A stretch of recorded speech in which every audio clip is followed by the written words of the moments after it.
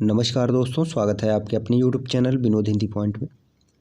दोस्तों, आज के इस वीडियो में पढ़ने वाले हैं आदिकालीन साहित्य से संबंधित महत्वपूर्ण प्रश्न जो विगत वर्ष के परीक्षाओं में पूछे गए प्रश्न हैं। उन सभी प्रश्नों को आज के इस वीडियो में देखेंगे। तो चलिए शुरू करते हैं आज का ये वीडियो। पहला प्रश्न है, किस विद्वान ने हिंदी साहित्य के प्रारंभिक काल को वीरगाथा काल नाम दिया?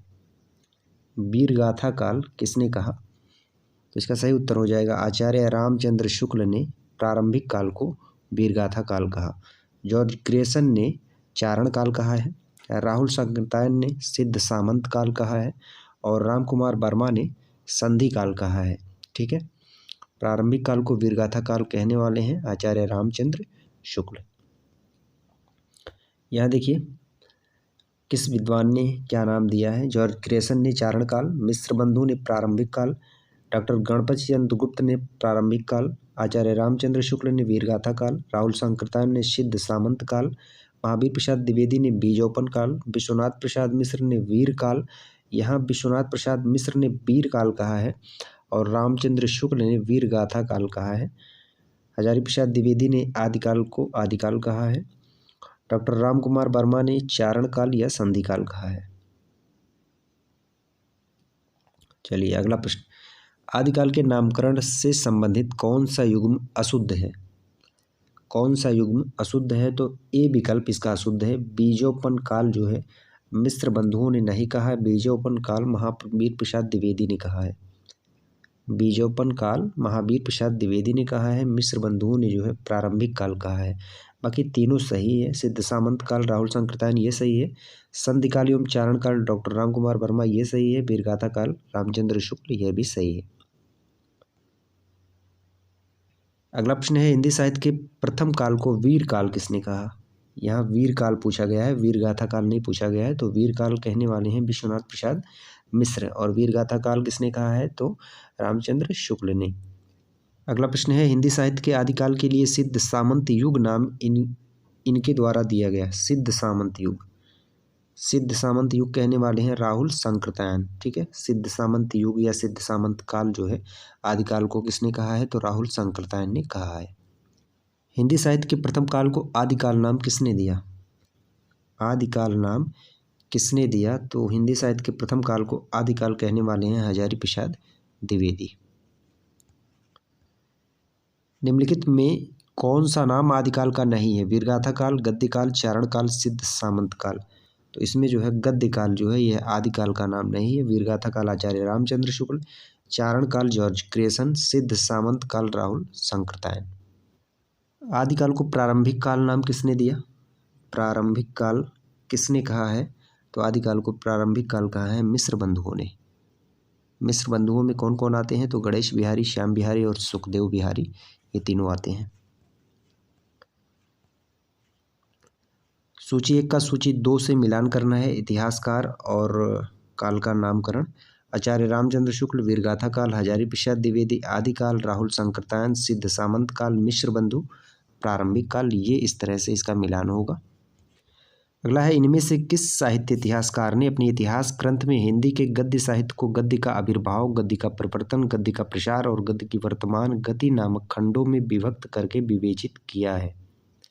बच्चन सिंह, शिवसेंगर सिंह, रामचंद्र शुक्ल, रमाशंकर शुक्ल, रसाल। तो इसका सही उत्तर हो जाएगा आचार्य रामचंद्र शुक्ल ने अपने इतिहास ग्रंथ में हिंदी के गद्य साहित्य को गद्य का आविर्भाव, गद्य का प्रवर्तन, गद्य का प्रसार और गद्य की वर्तमान गति नामक खंडों में विभक्त करके विवेचित किया है।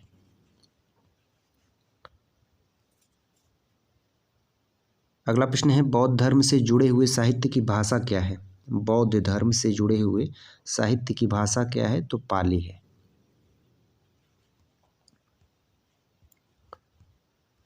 निम्नलिखित में से अपभ्रंश प्रभावित हिंदी रचना कौन सी है?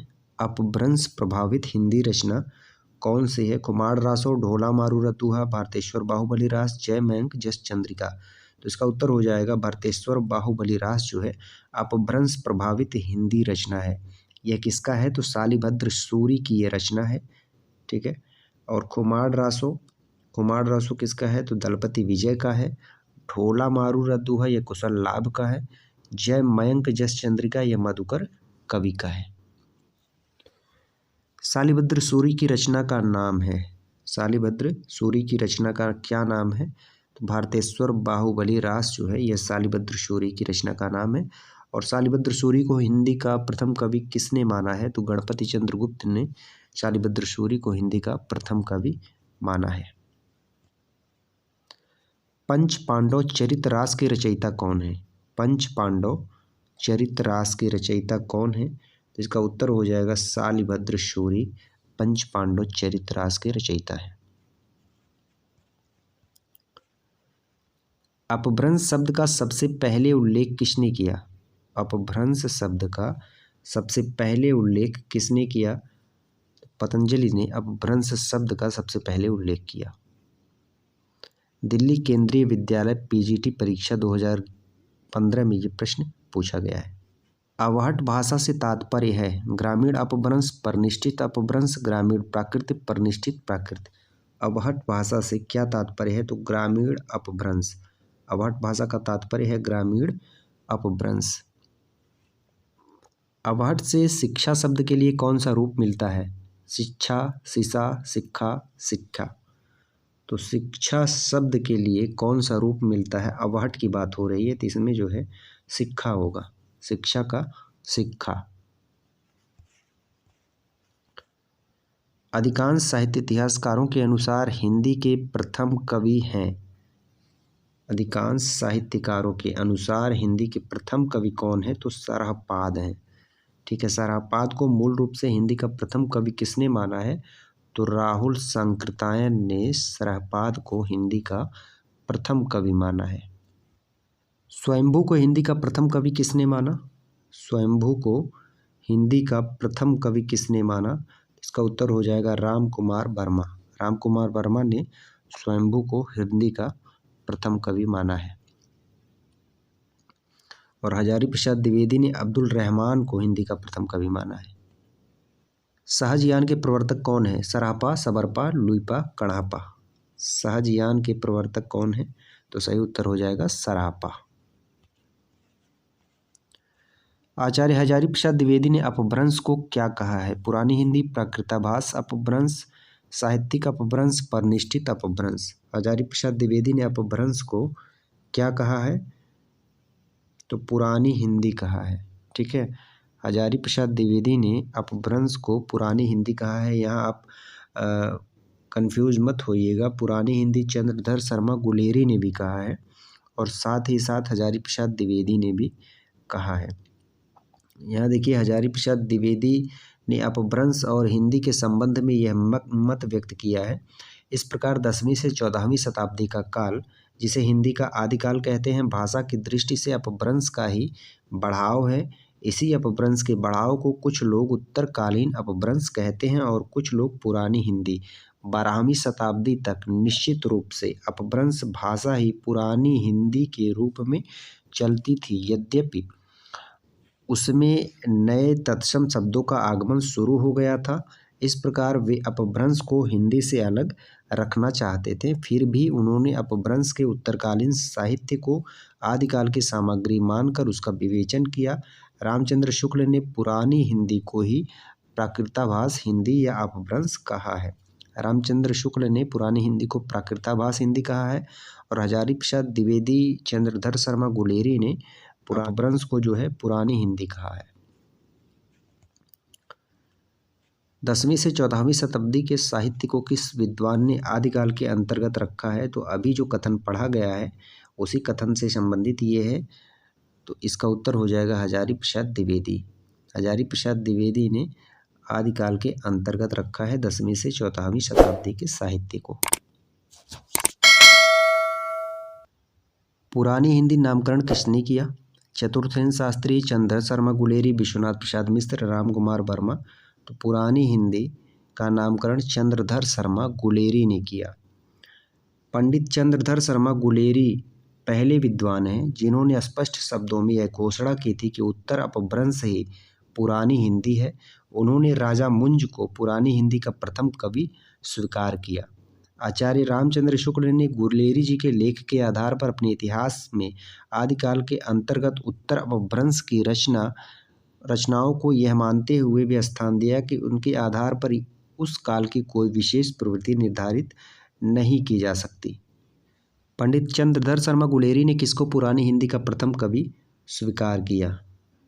पुरानी हिंदी का प्रथम कवि किसे स्वीकार किया? तो राजा मुंज को चंद्रधर शर्मा गुलेरी ने पुरानी हिंदी का प्रथम कवि स्वीकार किया। सरहपाद को राहुल शंकरतायन ने और स्वयंभू को जो है रामकुमार वर्मा ने, पुष्पदंत को शिव सिंह सेंगर ने। अपभ्रंश का वाल्मीकि किसे कहा जाता है? पुष्पदंत, धनपाल, शालिभद्र सूरी, स्वयंभू। अपभ्रंश का वाल्मीकि कहा जाता है स्वयंभू को। स्वयंभू 8वीं शताब्दी, स्वयंभू 8वीं शताब्दी के थे और निर्विवाद रूप से अपभ्रंश के सर्वश्रेष्ठ कवि माने गए हैं। स्वयंभू देवकृत पौमचरिय, जिसमें राम का वर्णन किया गया है, यह इनकी अपूर्ण कृति है। 5 कांड 83 संधियों वाला विशाल महाकाव्य है। पौमचरियों में 5 कांड हैं और 83 संधि हैं। यह अपभ्रंश का आदि काव्य माना गया है। अतः स्वयंभू को अपभ्रंश का प्रथम महाकवि या अपभ्रंश का वाल्मीकि कहा जाता है। ठीक है, अपभ्रंश का प्रथम महाकवि, अपभ्रंश का वाल्मीकि स्वयंभू को कहा जाता है। उनकी रचना पौमचरियों के आधार पर, जिसमें 5 कांड और 83 संधियाँ हैं। इनमें से किस ग्रंथ में लिखा है कि अग्नि परीक्षा के बाद सीता जैन धर्म में दीक्षित हो जाती है? किस ग्रंथ में लिखा गया है कि अग्नि परीक्षा के बाद सीता जैन धर्म में दीक्षित हो जाती है? महापुराण, परमात्मा प्रकाश, भविष्यत कहा, पौमचरियों।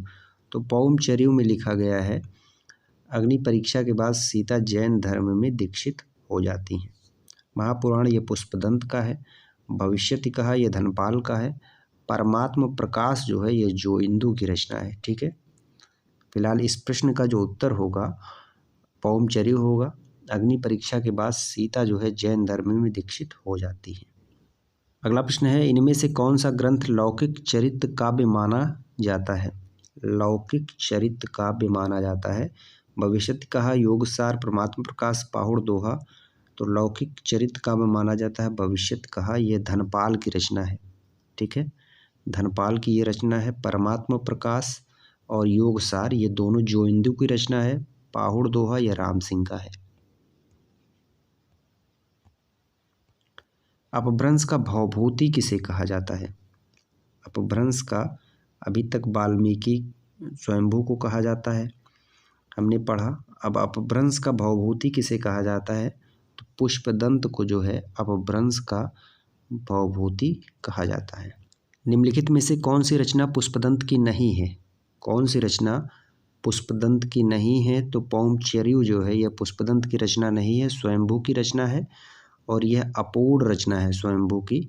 उनके पुत्र त्रिभुवन ने इस रचना को पूर्ण किया था, जिसमें राम कथा का वर्णन किया गया है और इसी रचना में सीता जो है जैन धर्म में दीक्षित हो जाती हैं। अगला प्रश्न, कौन सी रचना स्वयंभू कवि की नहीं है? कौन सी रचना स्वयंभू कवि की नहीं है? तो महापुराण जो है यह स्वयंभू की रचना नहीं है, यह पुष्पदंत की रचना है महापुराण। अगला प्रश्न है, खड़ी बोली में सबसे पहले काव्य सृजन करने वाले कवि कौन हैं? खड़ी बोली में सबसे पहले काव्य सृजन करने वाले कवि हैं अमीर खुसरो। सूरदास को खंजर नयन के नाम से जाना जाता है, वात्सल्य रस के सम्राट हैं, जीवोत्सव के कवि हैं और तुलसीदास मानस के हंस, जो अमृतलाल नागर का उपन्यास है मानस का हंस, उसमें तुलसीदास का वर्णन किया गया है और सूरदास का खंजर नयन में वर्णन किया गया है।